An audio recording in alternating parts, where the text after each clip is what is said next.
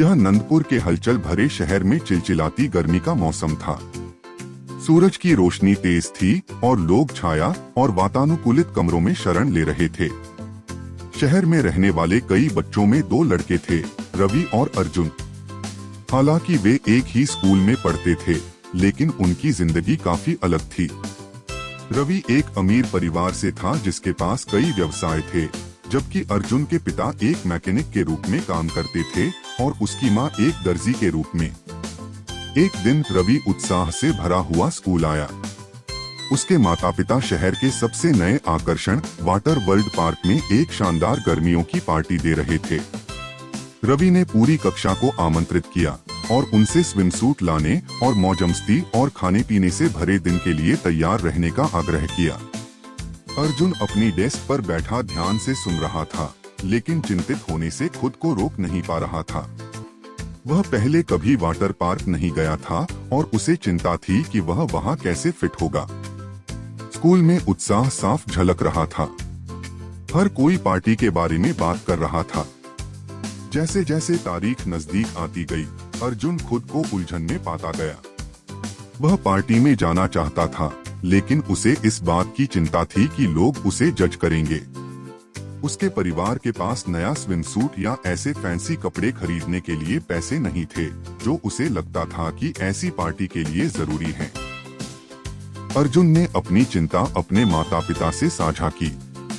उसकी मां ने एक आश्वस्त मुस्कान के साथ कहा, चिंता मत करो अर्जुन, यह इस बारे में नहीं है कि तुम क्या पहनते हो, बल्कि दोस्तों के साथ मौजमस्ती करने के बारे में है।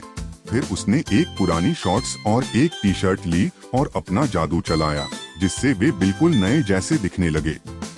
पार्टी के दिन अर्जुन ने अपना सामान पैक किया और मिश्रित भावनाओं के साथ पार्क की ओर चल पड़ा। वह जानता था कि उसके माता पिता ने अपनी तरफ से पूरी कोशिश की है और वह उन्हें निराश नहीं करना चाहता था। रवि की ड्राइवर वाली कार तेजी से आगे बढ़ी। रवि ने उत्साह से अर्जुन को हाथ हिलाया और उसे जल्दी आने के लिए कहा। वाटर वर्ल्ड पार्क के प्रवेश द्वार पर चहल पहल थी।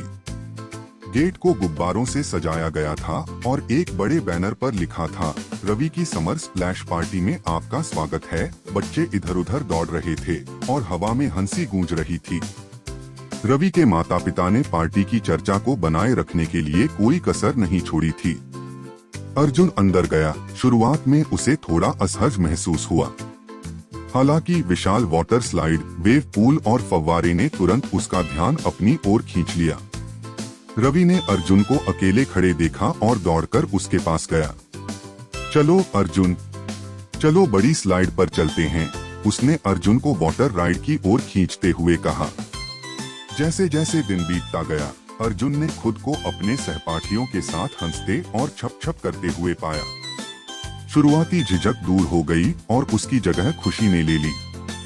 रवि ने सुनिश्चित किया कि सभी को शामिल महसूस हो, परिचय कराया और टीम वर्क की आवश्यकता वाले खेलों को प्रोत्साहित किया।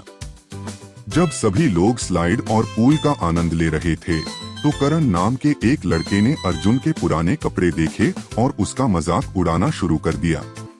क्या तुमने ये अपने दादाजी से उधार लिए हैं? करण ने दूसरों का ध्यान आकर्षित करते हुए कहा। रवि ने यह बात सुन ली और तुरंत बीच में आ गया। अरे यह ठीक नहीं है करण, हम सब यहाँ मौज मस्ती करने आए हैं। इससे कोई फर्क नहीं पड़ता कि कोई क्या पहन रहा है, उसने दृढ़ता से कहा। रवि के शब्दों ने प्रभाव डाला और करण ने अपनी गलती का एहसास करते हुए माफी मांगी। बाद में जब वे खाना खा रहे थे, तो रवि ने समूह के साथ एक कहानी साझा की। आप जानते हैं, मेरे पिता हमेशा मुझसे कहते हैं कि सबसे महत्वपूर्ण बात यह है कि हम लोगों के साथ कैसा व्यवहार करते हैं, न कि यह कि हमारे पास कितना पैसा है। दोस्त अनमोल होते हैं और हमें हमेशा एक दूसरे का सम्मान करना चाहिए। अर्जुन रवि के समर्थन के लिए आभारी महसूस करता था। उसे एहसास हुआ कि सच्ची दोस्ती और दयालुता किसी भी भौतिक संपत्ति से अधिक मूल्यवान है। जैसे ही सूरज ढलने लगा, रवि के माता पिता ने एक सरप्राइज की घोषणा की। उन्होंने सभी को पार्क के चारों ओर एक खजाने की खोज में भाग लेने के लिए व्यवस्थित किया था। बच्चों को टीमों में विभाजित किया गया था और अर्जुन ने खुद को रवि और कुछ अन्य लोगों के साथ जोड़ा। खोज रोमांचक थी। पूरे पार्क में सुराग छिपे हुए थे और प्रत्येक सुराग अगली चुनौती की ओर ले जाता था। अर्जुन अपनी तेज आंखों और त्वरित सोच के साथ अपनी टीम के लिए एक संपत्ति साबित हुआ। पहेलियां सुलझाने की उनकी क्षमता ने रवि सहित सभी को प्रभावित किया। अंत में उनकी टीम ने खजाने की खोज जीत ली और उन्हें छोटी ट्रॉफी से सम्मानित किया गया। रवि ने अर्जुन को ट्रॉफी देते हुए कहा, तुम अद्भुत थे अर्जुन, हम तुम्हारे बिना यह नहीं कर सकते थे। पार्टी खत्म हो गई और सभी जाने की तैयारी कर रहे थे। जब वे अलविदा कह रहे थे तो रवि की मां अर्जुन के पास आई। आने के लिए शुक्रिया अर्जुन, तुम्हारा यहाँ आना बहुत अच्छा लगा। तुम कभी भी हमसे मिलने आ सकते हो, उसने गर्मजोशी से कहा। अर्जुन ने उसे और रवि को इस शानदार दिन के लिए धन्यवाद दिया। घर वापस आते हुए उसे अपनेपन का एहसास हुआ और नया आत्मविश्वास मिला। पार्टी ने उसे दोस्ती, दयालुता और खुद के प्रति सच्चे होने के बारे में मूल्यवान सबक सिखाए थे। अगले दिन स्कूल में चीजें अलग थीं। अर्जुन अपने सहपाठियों से ज्यादा जुड़ा हुआ महसूस कर रहा था और करण ने अपना सबक सीखकर उसके साथ सम्मान से पेश आया। रवि और अर्जुन अच्छे दोस्त बन गए, अक्सर साथ साथ घूमते और स्कूल के प्रोजेक्ट पर साथ काम करते। महीनों बीत गए और गर्मियों की पार्टी की कहानी एक प्यारी याद बनकर रह गई। अर्जुन की रवि के साथ दोस्ती और मजबूत होती गई और उन्होंने एक दूसरे से बहुत कुछ सीखा। अर्जुन ने रवि को विनम्र होना और जीवन की छोटी छोटी खुशियों की सराहना करना सिखाया, जबकि रवि ने अर्जुन को आत्मविश्वास हासिल करने और बड़े सपने देखने में मदद की। एक दिन स्कूल असेंबली के दौरान प्रिंसिपल ने एक आगामी प्रतियोगिता की घोषणा की। यह एक रचनात्मक कहानी कहने की प्रतियोगिता थी जिसका विषय था सच्चा धन क्या है। रवि और अर्जुन ने एक टीम के रूप में भाग लेने का फैसला किया। उन्होंने अलग अलग पृष्ठभूमि के दो बच्चों के बारे में एक कहानी गढ़ी, जिन्होंने पाया कि सबसे बड़ा खजाना दोस्ती और सहानुभूति है।